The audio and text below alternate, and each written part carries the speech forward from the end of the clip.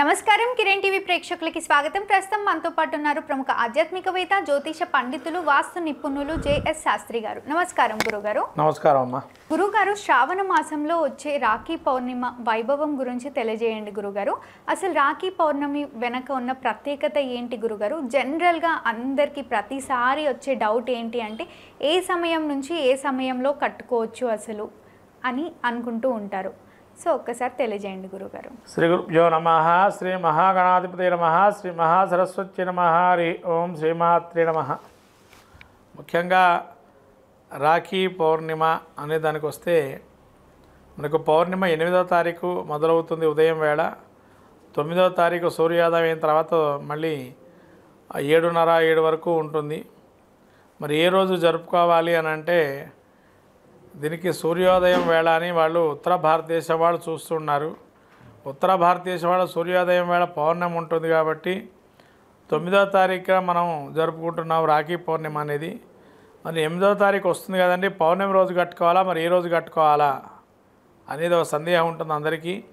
పౌర్ణమి వేళ కట్టుకోవాలి కాబట్టి శుక్రవారం 8వ తారీఖు పౌర్ణమి వేళ కట్టుకోండి.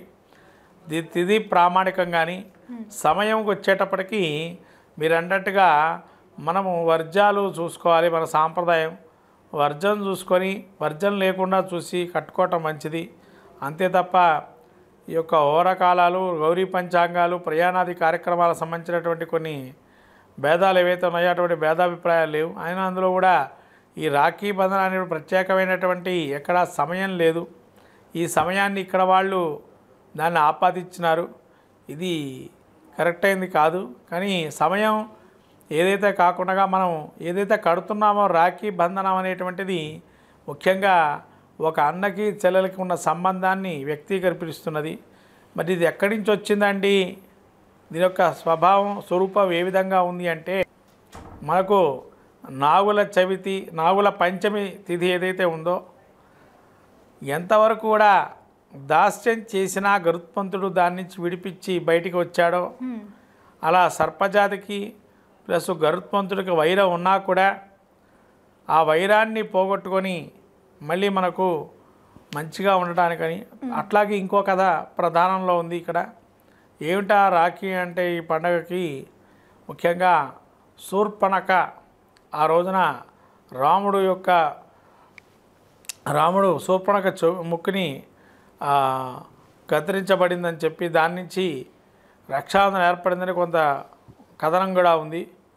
అయితే ఇంకో కథ ఏంటంటే ఇక్కడ మహాగణపతి అనక సిద్ధి బుద్ధి స్వరూపాలతో కార్యసాధన లక్ష్యాన్ని పొంది తద్వారా వచ్చేటువంటి శుభలాభానికి సంబంధించి మరి వీళ్ళు శుభము లాభము ఏ విధంగా గణించాలి అనే దానికి వస్తే ఒక సంతోష రూపంతో ఉండేటువంటి అమ్మవారి స్వరూపంలో సంతోషిదేవి ఉద్భవిస్తుంది.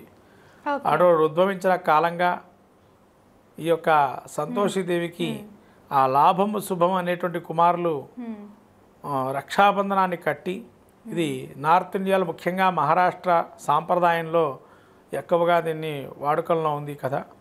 కాబట్టి ఒక్కొక్క కథనము, ఒక్కొక్క స్థితి, కాలమానాన్ని బట్టి మనం ఈ కథలు చెప్తూ ఉన్నారు కాబట్టి ఆ కాలమానాన్ని బట్టి వాళ్ళు వెళ్ళొచ్చు. దక్షిణ భారతదేశం వారు దీన్ని కంకణ ధారణ అంటారు. దీన్ని అంటే తన చెల్లి కానీ అక్క కానీ ఒక సోదరుడికి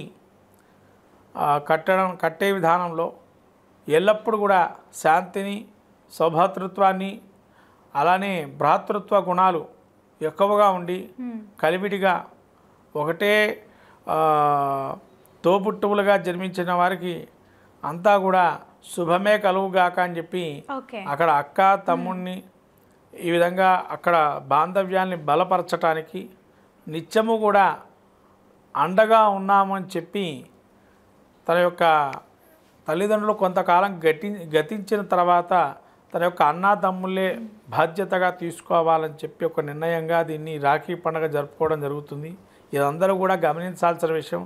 అసలు రాఖీ పండుగ ఎందుకంటే దీర్ఘకాలికంగా తల్లిదండ్రులు జీవించలేని వాళ్ళు కొంతమంది ఉంటారు కాబట్టి వాళ్ళకి అండగా అన్నయ్య తమ్ముడో ఉండాలని చెప్పి ఈ రక్షాబంధనం ఏర్పాటు చేశారు.